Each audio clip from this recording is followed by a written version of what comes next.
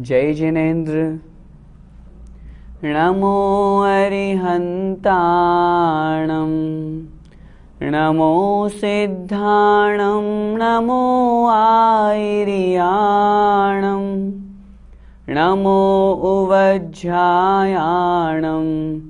नमो लोये सव्वसाहूणम्।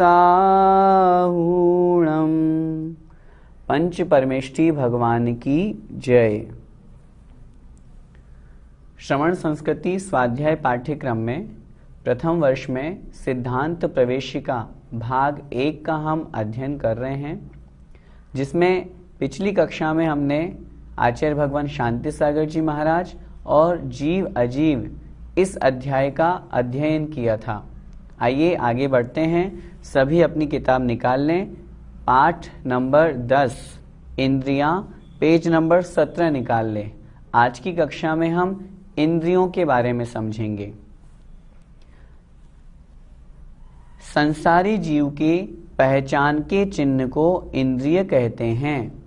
इंद्रिय की परिभाषा यहाँ बताई जा रही है। अथवा संसारी जीव को ज्ञान कराने में शरीर का जो चिन्ह सहायक होता है, उस चिन्ह को इंद्रिय कहते हैं। हमें कैसे मालूम चलेगा कि कौन सा जीव कितने इंद्रिय है? यह संसारी है, इसमें कितनी शक्ति है? यह देख भी सकता है या सुन भी सकता है या मात्र केवल सूंघ ही सकता है? इन सब का ज्ञान हमें इंद्रियों से होगा, जिससे हमें संसारी जीव की पहचान मिले। यह चींटी है, कितनी इंद्रिय जीव है, इसके पास कितनी इंद्रियां हैं, इसके पास कितनी शक्ति है। ये देख तो सकती नहीं है, यह सुन तो सकती नहीं है, सिर्फ सूंघ सकती है। सूंघ सकती है तो स्पर्श भी कर सकती है, स्वाद भी ले सकती है, सूंघ भी सकती है, क्योंकि वो 3 इंद्रिय जीव है। इस तरह से संसारी जीव की पहचान जिससे होती है, उसे इंद्रिय कहते हैं। स्पर्शन, रसना, घ्राण, चक्षु और कर्ण, ये 5 इंद्रियां होती है। इंद्रियां 5, उसमें स्पर्शन को त्वचा, जो हमारी स्किन है, त्वचा है, उसे स्पर्शन इंद्रिय कहते हैं। रसना को जिह्वा, जीभ, उसे रसना इंद्रिय कहते हैं। घ्राण को नासिका अर्थात नाक, चक्षु को नेत्र अर्थात आंख और कर्ण को श्रोत्र अर्थात कर्ण, जो कान है हमारे। इन नामों से भी जाना जाता है। 5 इंद्रियां जो होती है, लोक व्यवहार में हम इन्हें इन रूप में प्रयोग करते हैं। आइए सबसे पहली इंद्रिय स्पर्शन इंद्रिय किसे कहते हैं, उसकी परिभाषा समझते हैं। जिससे छू जाने पर अर्थात स्पर्श हो जाने पर हल्का, भारी, रूखा, चिकना, कड़ा, नरम, ठंडा और गरम जाना जाता है, उसे स्पर्शन इंद्रिय कहते हैं। हमारे पूरे शरीर में जहां जहां पर त्वचा है, वहां वहां पर स्पर्शन इंद्रिय है, और स्पर्शन इंद्रिय के माध्यम से ही हमें ज्ञान होता है। कोई सी भी वस्तु है, वो ठंडी है या गर्म, हमने कैसे जाना? अब स्पर्शन इंद्रिय के माध्यम से जाना।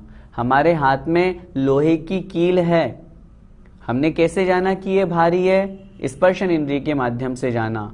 हमारे हाथ में रुई रखी हुई है, हमने कैसे जाना कि यह रुई हल्की है? स्पर्शन इंद्रिय के माध्यम से जाना।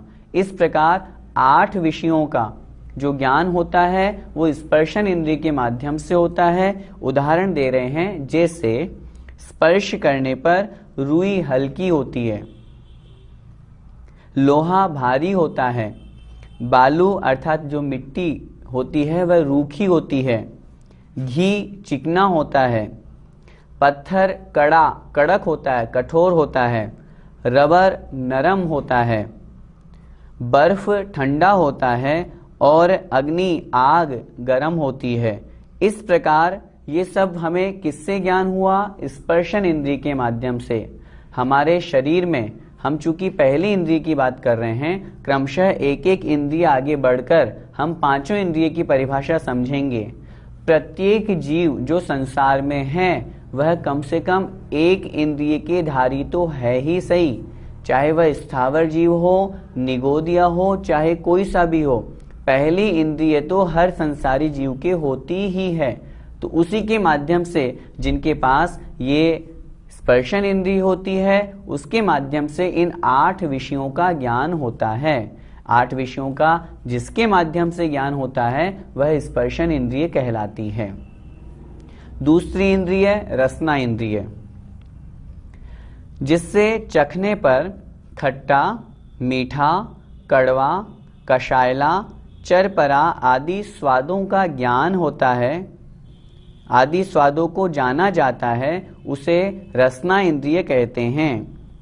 जैसे चखने पर नींबू खट्टा, गुलाब जामुन मीठा, नीम कड़वी, मिर्च चरपरी और आंवला कषायला मालूम होता है। ये हमने किससे जाना? ये हमने रसना इंद्रिय जीभ के माध्यम से जाना। जीभ में वो शक्ति है क्योंकि वहां पर वो रसना इंद्रिय है। यदि हम अपने हाथ पर गुलाब जामुन रखेंगे तो क्या हमें मीठे का अनुभव होगा? मीठा स्वाद समझ में आएगा? उत्तर मिलेगा नहीं। क्यों? क्योंकि हमने तो स्पर्शन इंद्रिय के ऊपर रखा है। और यदि वही गुलाब जामुन यदि हम जीभ पर रसना इंद्रिय पर रखेंगे तो हमें मीठे का स्वाद मालूम होगा, क्योंकि वह रसना इंद्रिय है। रसना इंद्रिय के माध्यम से खट्टा मीठा आदि 5 तरह के जो स्वाद हैं उनका ज्ञान होता है, इसलिए वह रसना इंद्रिय कहलाती है। हमें इस बात को भी अच्छी तरह समझना है, जिसके रसना इंद्रिय है उसके स्पर्शन इंद्रिय होगी ही होगी। स्पर्शन इंद्रिय वाले के आगे की इंद्रियां हो ये जरूरी नहीं, लेकिन जिसकी रसना इंद्रिय है उसकी स्पर्शन और रसना ये दोनों इंद्रिय होती है। आइए तीसरी इंद्रिय घ्राण इंद्रिय, जिससे सूंघने पर सुगंध और दुर्गंध का ज्ञान होता है, उसे घ्राण इंद्रिय कहते हैं। जैसे फूल से सुगंध तथा सड़ी वस्तुओं से दुर्गंध आती है। ये किससे जाना हमने? अपनी नासिका से, घ्राण इंद्रिय से जाना। घ्राण इंद्रिय के 2 ही विषय हैं, सुगंध और दुर्गंध। अगर हम अपनी नाक को बंद कर लेते हैं, बहुत बार ऐसी स्थिति होती है कहीं से दुर्गंध आ रही है तो हम अपनी नाक को बंद कर लेते हैं, मुंह पर रुमाल लगा लेते हैं तो वो दुर्गंध रुक जाती है। हम वह रुमाल या बंद नाक को ही क्यों करते हैं? क्योंकि नाक के माध्यम से, घ्राण इंद्रिय के माध्यम से गंध का ज्ञान होता है, इसलिए गंध का ज्ञान घ्राण इंद्रिय से, यह घ्राण इंद्रिय कहलाती है, जिसके 2 विषय हैं, सुगंध और दुर्गंध। जिसकी घ्राण इंद्रिय है उसके स्पर्शन और रसना ये दोनों इंद्रिय भी होंगी ही होंगी। घ्राण इंद्रिय जिनके हैं वो 3 इंद्रिय रूप कहलाएगा। चक्षु इंद्रिय, जिसके द्वारा काला, पीला, नीला, लाल, सफेद रंग और इन रंगों के मेल से बने तरह तरह के रंगों का ज्ञान होता है, उसे चक्षु इंद्रिय कहते हैं। चक्षु अर्थात आंख, जिसके द्वारा देखने पर हमें अनेक प्रकार के रंग दिखाई देते हैं, अनेक प्रकार की वस्तुओं का आकार दिखाई देता है, अनेक प्रकार की आकृतियां दिखाई देती है। वो सब ज्ञान हमें किससे होता है? चक्षु इंद्रिय के माध्यम से। जैसे चांदी सफेद, कोयला काला, सोना पीला, मोर पंख नीला और गेरू लाल मालूम होती है। मुख्यतया 5 रंग कहे गए हैं और इन 5 रंगों के आपस में मिलाने पर अनेक प्रकार के रंग बनते हैं। इन सब का ज्ञान हमें किससे हुआ? आंख, चक्षु इंद्रिय के माध्यम से। यदि हम आंख बंद कर दें तो फिर हमें सामने चाहे काली वस्तु लाएं, चाहे पीली, चाहे नीली, हमें उसका ज्ञान नहीं हो पाएगा, क्योंकि रंगों का ज्ञान करने की शक्ति चक्षु इंद्रिय के माध्यम से होती है। जिसके पास चक्षु इंद्रिय है उसके पास 3 इंद्रियां होंगी ही होंगी। वह चक्षु इंद्रिय जिनके पास है वो 4 इंद्रिय, स्पर्शन, रसना, घ्राण और चक्षु, इन 4 इंद्रियों का स्वामी होता है। अंतिम कर्ण इंद्रिय देखें, जिसके द्वारा आदमी, जानवर, बाजे आदि की आवाज सुनी जाती है उसे कर्ण इंद्रिय कहते हैं। तरह तरह की आवाज, मुख्यतया जो 7 स्वर कहे गए हैं, सा, रे, गा, मा, पा, धा, नी, ये जो 7 स्वर हैं, इन 7 स्वरों का ज्ञान, कोई सी भी आवाज हो, ये सारी की सारी आवाज, चाहे मेरी आवाज, चाहे किसी म्यूजिक की आवाज, सारी की सारी आवाज इन 7 स्वरों में समाहित है। तो इनका ज्ञान किससे होता है? कर्ण इंद्रिय के माध्यम से, कान के माध्यम से होता है। यदि हम कान बंद कर लेते हैं तो हमें आवाज नहीं सुनाई देती। जैसे हम गाड़ी से जा रहे हैं, यदि हमने गाड़ी की शीशे बंद कर लिए तो फिर बाहर की आवाज नहीं सुनाई देगी, क्योंकि हमने अपने कर्ण इंद्रिय के विषय को रोक लिया, कान को दबा दिया, बाहर की आवाज नहीं आएगी।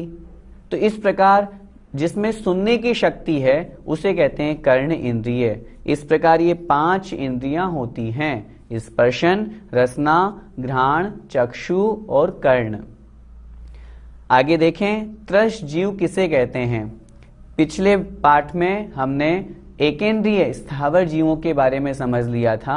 संसारी जीव 2 प्रकार के होते हैं, त्रस और स्थावर। जिनके मात्र एकेंद्रिय होती है स्पर्शन इंद्रिय, उन्हें स्थावर जीव कहते हैं, जो हम पहले पढ़ के आ चुके हैं, पृथ्वी, कायिक आदि। अब हम त्रस जीव जो दूसरा भेद है उसकी परिभाषा देखते हैं। जिनके 2, 3, 4 अथवा 5 इंद्रियां होती है उन्हें त्रस जीव कहते हैं। 2 इंद्रिय से लेकर 5 इंद्रिय तक के जीव, 2 इंद्रिय, 3 इंद्रिय, 4 इंद्रिय और पंचेंद्रिय जिनके ये होती है, वे जीव त्रस जीव कहलाते हैं। आइए हम क्रमशः एक एक जीव की परिभाषा को समझते हैं। कौन से जीव 2 इंद्रिय हैं, कौन से 3 इंद्रिय है। इस प्रकार त्रस जीव के 4 भेद। आइए हम एक एक की परिभाषा समझते हैं। 2 इंद्रिय, 3 इंद्रिय, 4 इंद्रिय और पंचेंद्रिय। सबसे पहले 2 इंद्रिय जीव किसे कहते हैं? जिनके स्पर्शन, रसना ये 2 इंद्रियां हैं, वे 2 इंद्रिय जीव हैं।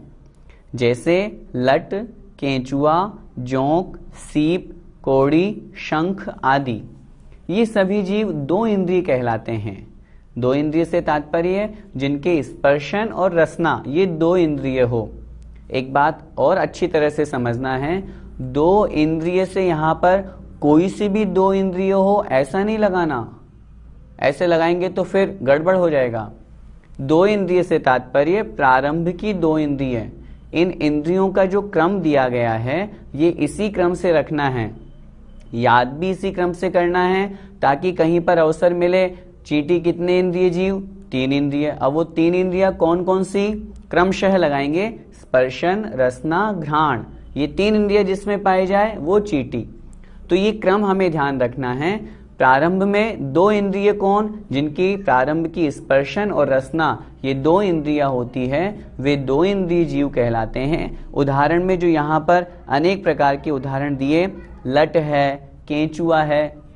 देखते हैं हम जब सब्जी आदि खरीद करके लाते हैं, भिंडी आदि में, मटर आदि में लट जो निकलती है वो लट भी त्रस जीव है, 2 इंद्रिय जीव है। हमें उस बारे में अच्छी तरह से शोध करके, विचार करके फिर उसका प्रयोग करना चाहिए। त्रस जीवों की हिंसा ना हो ऐसा कार्य करना चाहिए। 3 इंद्रिय जीव किसे कहते हैं? जिनके स्पर्शन, रसना और घ्राण ये 3 इंद्रियां होती हैं, उन्हें 3 इंद्रिय जीव कहते हैं। जैसे चींटी, खटमल, बिच्छू, जूं, घुन, गिजाई आदि, ये जितने भी चींटी आदि जीव है, चाहे वो चींटी हो, चाहे चीटा आदि बड़ा जिसे हम मकोड़ा आदि भी कहते हैं, खटमल है, बिच्छू है, जूं है, ये सब 3 इंद्रिय जीव हैं। हमें इन जीवों की हिंसा नहीं करनी चाहिए, त्रस जीव हैं। हमारे घरों में, घर गृहस्थी में, रसोई आदि में कहीं कहीं पर मीठा आदि हम रख देते हैं।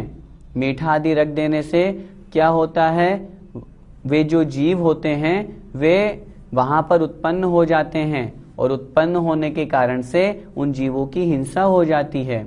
ये 3 इंद्रिय जीव कहलाते हैं, बिच्छू ये भी 3 इंद्रिय जीव है। 3 इंद्रिय जीव में जो चलने वाले जीव होते हैं वो 3 इंद्रिय जीव कहलाते हैं।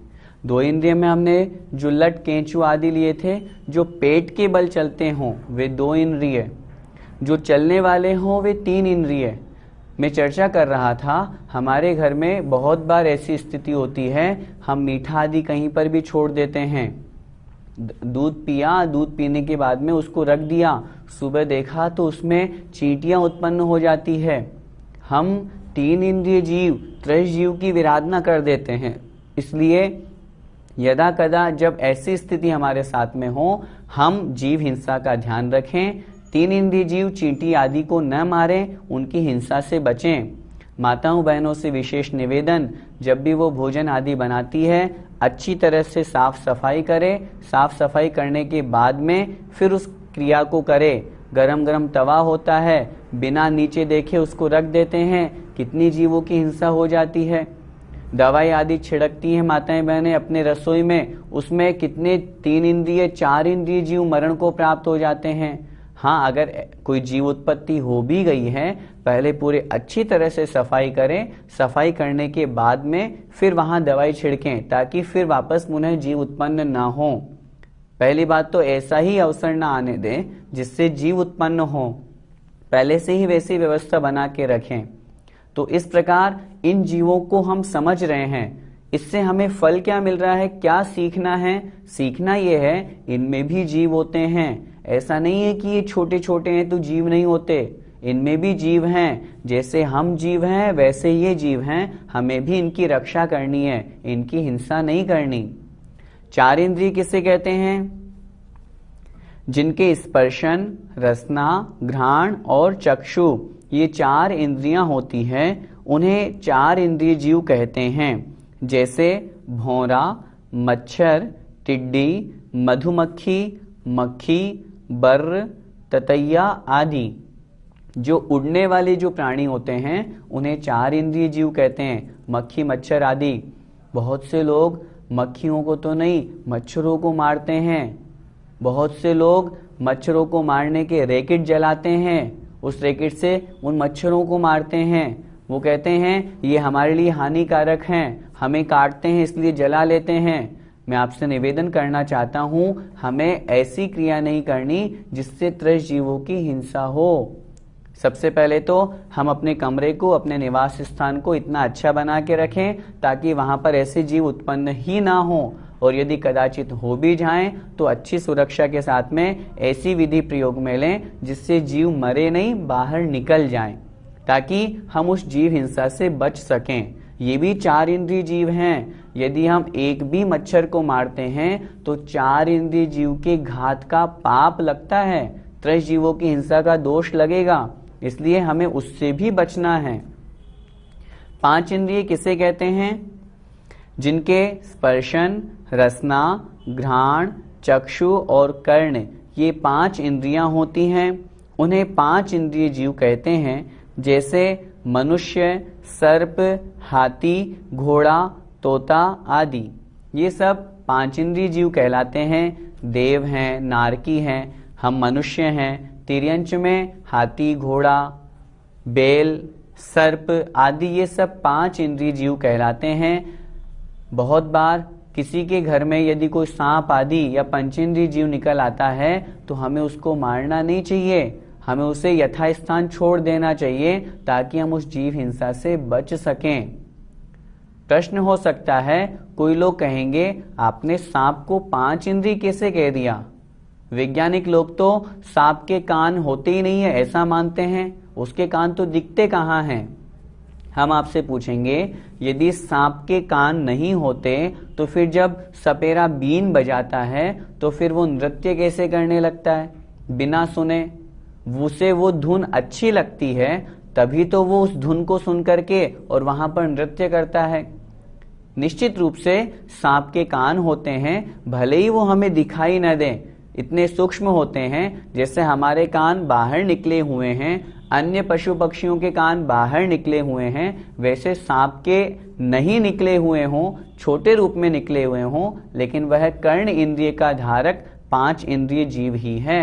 उसे 4 इंद्रिय नहीं मानना चाहिए। इसलिए पंचेंद्रिय जीव मान करके उसकी रक्षा करनी चाहिए। ये 5 प्रकार की जो हमने इंद्रिय पढ़ी, इसलिए हम इसका स्वरूप जान रहे हैं ताकि हम अन्य जीवों को भी अपने समान जीव मान सकें, उनकी भी हम रक्षा करें, उनके बारे में जान करके हम भी यह चीज अच्छी तरह से समझें। कदाचित यदि हम उनको मारेंगे तो उस निमित्त से हमारे भी ऐसा पाप कर्म बंधेगा कि हमें भी उस पर्याय में जाना पड़ेगा, उस पर्याय में उत्पन्न होना पड़ेगा। इसलिए उससे भी हमें बचना है और इन जीवों को भी बचाना है, उनकी हिंसा नहीं होने देना। एकेंद्रिय जीव, पंचेंद्रिय जीव 2 प्रकार के होते हैं, संगी और असंगी। जो शिक्षा और उपदेश ग्रहण करे उसे संगी कहते हैं, जैसे मनुष्य, सर्प, हाथी, घोड़ा आदि। त्रैजीवों के 4 भेद, 2 इंद्रिय से पंचेंद्रिय तक के। पंचेंद्रिय में भी फिर 2 भेद कर दिए, संगी और असंगी। एकेंद्रिय से लेकर के 4 इंद्रिय तक के जीव तो नियम से असंगी ही होते हैं। असंगी को असेनी भी कहते हैं, अमनस्क भी कहते हैं। जिनके मन नहीं होता, जो शिक्षा और उपदेश ग्रहण नहीं कर सकते, वो असंगी कहलाते हैं। एक इंद्रिय से लेकर के 4 इंद्रिय तक के जीव तो असंगी ही होते हैं। पंचेंद्रिय में 2 भेद, संगी और असंगी।